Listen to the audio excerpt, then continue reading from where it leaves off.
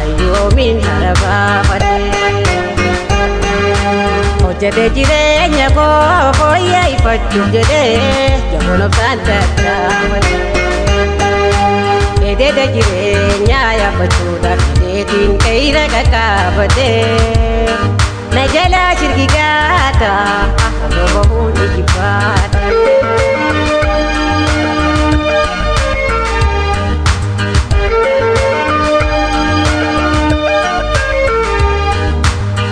addunyaa tana laalame odoofi gadoonsi akkaan imalmaana qe'ira jiruu baatee bu'uura koodha takkee hireefi ayyaana tattaaffiin tollaafne guyyuumaan guyyaadhaani sirrii gammeenya saaba fuudhanii yakannaa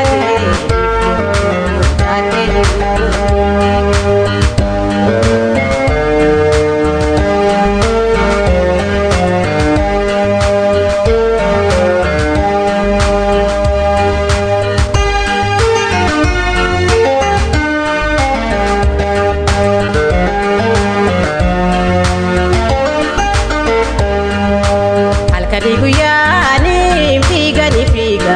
ayyoomiin harabaafate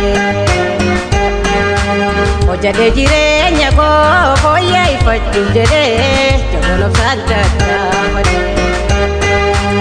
edeeda jireenyaa yaabbachuudhaaf hidheetiin qe'ira qaqqaabate na jalaa shirgigaata akka bahuun ijibbaate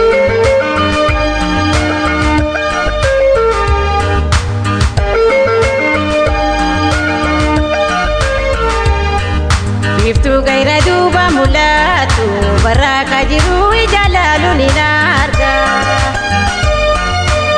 uta jiruufin tapha'ee simachuufin afrani fiigee tirtuu gugatee gabaa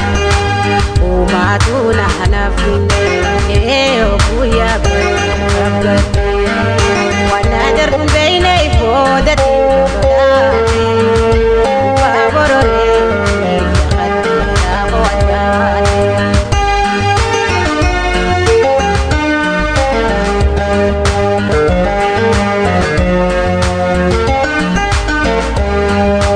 halkanii guyyaanii fiiganii fiiga ayyoomiin harabaafate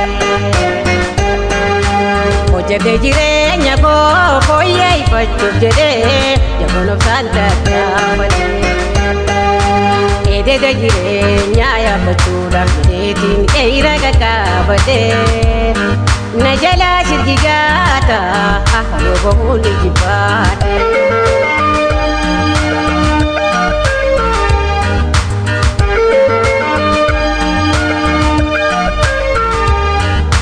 ufee afraniin lafa geeyu waan ciisu sasee hayeetiin badaacha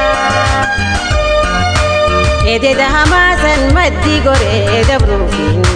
miilani labbaa fuudhee kaacha